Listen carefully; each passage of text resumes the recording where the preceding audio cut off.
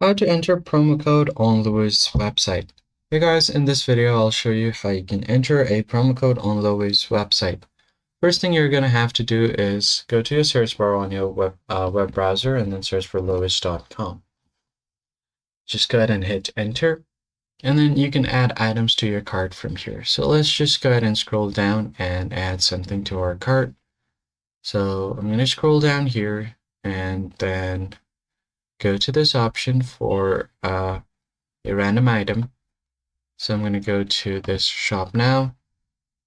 Then let's just go ahead and click on the first option here, outdoor adventures.